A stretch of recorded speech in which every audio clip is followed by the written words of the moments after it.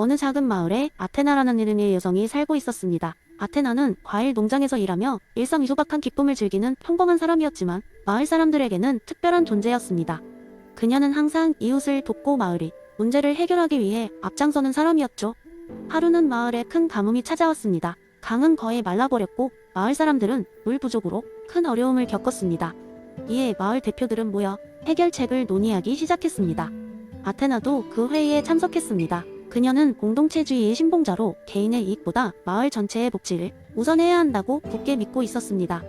회의에서 각자는 자신의 해결책을 제시했습니다. 일부는 각자 창고에 비축해 둔 물을 사용할 것을 주장했고 또 다른 사람들은 마을 밖에 대도시로 물을 구하러 가야 한다고 했습니다. 아테나는 신중하게 그들의 의견을 들은 후 과일 농장에서의 경험을 바탕으로 제안을 했습니다. 우리가 가진 자원을 함께 나눈다면 이 가뭄을 더 잘 이겨낼 수 있을 것입니다. 공동의 저수지를 만들어 남아있는 물을 모아 관리하고 필요한 사람에게 공평하게 나누어 사용합시다. 처음에는 아테나의 제안에 의문을 품는 사람들도 있었지만 그녀의 진심 어린 설득과 함께하는 마음에 점점 더 많은 사람들이 동의하기 시작했습니다. 결국 마을 사람들은 각자 가지고 있는 물을 내어놓고 마을 한가운데에 큰 저수지를 만들었습니다. 아테나는 저수지를 관리하는 책임을 맡았고 마을 사람들은 자발적으로 교대로 물을 지키고 나눠주는 일을 도왔습니다. 가뭄이 지속되는 동안 아테나의 제안 덕분에 마을 사람들은 물 부족으로부터 오는 위기를 슬기롭게 넘길 수 있었습니다. 저수지는 그저 물을 모아두는 역할만 한 것이 아니라 마을 사람들을 하나로 묶어주는 상징이 되었습니다. 사람들은 서로 더 자주 대화하고 협력하며 이전보다 더 단단한 공동체를 형성했습니다. 이 이야기는 마이클 샌델의 공동체주의가 단순한 철학적 이론이 아니라 실제로 사람들 사이의 관계와 사회적 결속력을 강화하는 중요한 가치임을 보여줍니다. 아테나와 마을 사람들은 개인의 작은 이익을 뛰어넘어 공동체 전체의 복지를 우선시하며 서로에 대한 신뢰와 협력을 통해 어려움을 극복할 수 있었습니다. 이렇듯 공동체의 가치는 혼자서는 이룰 수 없는 큰 목표를 함께 이룰 수 있게 하는 힘을 가져다 줍니다. 두 번째 이야기. 한때 작은 마을에 벚꽃축제라는 연례 행사가 열리고 있던 시기가 있었습니다. 마을의 모든 사람들은 이 시기에 가장 큰 즐거움을 느꼈습니다. 하지만 그해 축제위원회의 회장은 고민에 빠졌습니다. 전년도 축제에서 사용한 오래된 전구 장식들이 낡아 위험하다는 평가를 받았기 때문입니다. 새로운 전구를 구매하는 것은 예산을 초과하는 문제와 더 나아가 그 마을의 환경 보호 정책에도 위배된다는 논란을 낳았습니다. 그러던 중 회장은 제레미 벤담의 공리주의 원리, 즉 최대 다수의 최대 행복이라는 이론을 떠올리게 되었습니다. 그는 이 원리를 통해 현 상황에 가장 적합한 결정을 내려야 한다고 결심했습니다. 야심찬 회장은 마을 주민들을 대상으로 설문조사를 시작했습니다. 그 설문은 사람들에게 축제가 그들에게 얼마나 큰 행복을 주는지, 축제에서 정부들이 얼마나 중요한지를 묻는 것이었습니다. 응답은 예상 밖의 결과를 보여주었습니다. 많은 주민들은 축제 그 자체보다는 친구 및 가족과의 만남, 마을 공동체와의 교류가 더 큰 기쁨을 준다고 대답했습니다. 몇몇은 정부의 화려함이 축제의 주요한 요소라고 주장했지만 대부분은 정부 장식을 줄이고 환경을 더 고려한 축제를 선호한다고 답했습니다. 벤담의 이론을 바탕으로 회장은 새 결정을 내리게 되었습니다. 정부 장식을 줄이되 대신 지역 예술가들이 만든 환경 친화적인 설치물로 마을을 꾸미기로 한 것입니다.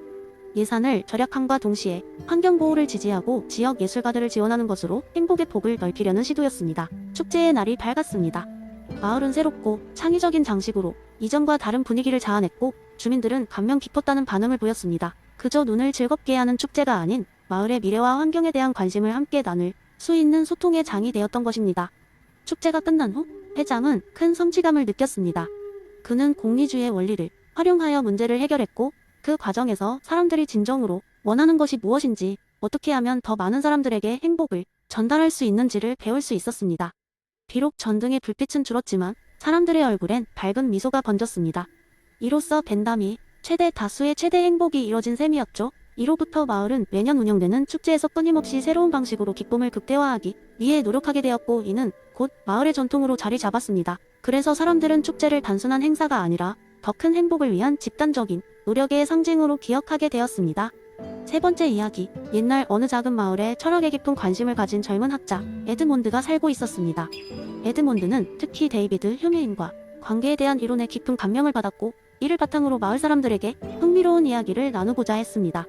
어느 날 에드몬드는 마을 중앙 광장에서 모인 사람들에게 이런 이야기를 시작했습니다. 그는 우선 마을 사람들이 인과 관계에 대해 어떤 생각을 가지고 있는지 물었습니다. 대부분의 사람들은 닭이 울면 해가 뜬다는 익숙한 믿음을 예로 들며 닭의 울음소리가 해가 뜨는 원인이라고 말했습니다.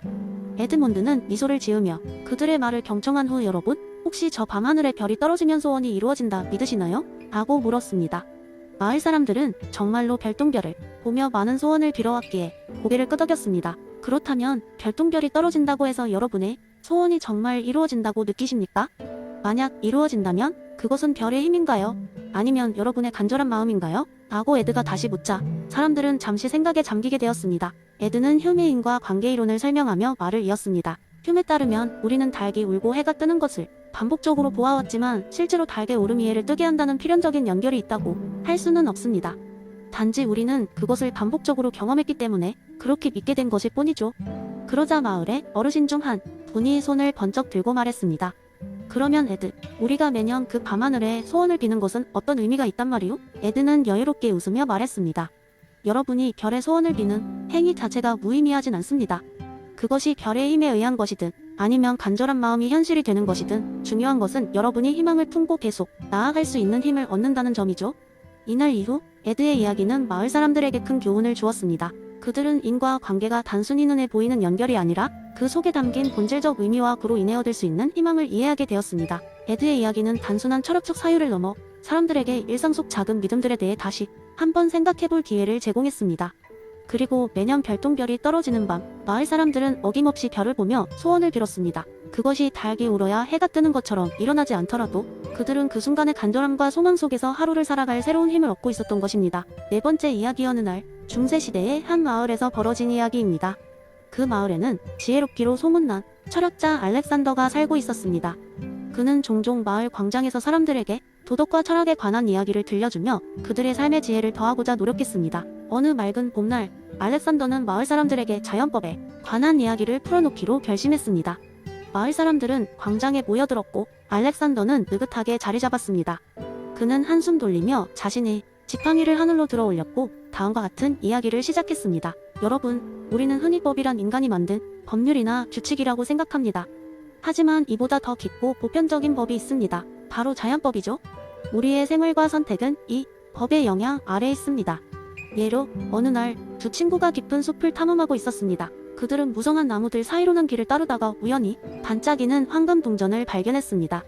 그들은 이 발견에 기뻐하며 동전을 주었습니다. 하지만 그때 그들 중 한 친구, 피터가 말했습니다. 이건 분명히 누군가 잃어버린 것일 테니 우리가 가져가서는 안 돼. 다른 친구, 루크는 피터의 말에 의아해하며 대답했습니다. 왜 안 되지? 우리를 위해 떨어진 건지도 몰라?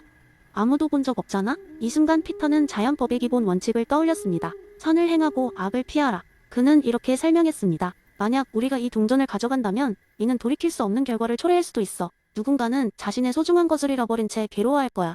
그것은 악이야. 루크는 피터의 말을 듣고 깊은 생각에 잠겼습니다. 자연법의 원칙이 그의 마음속에서도 반영했기 때문입니다.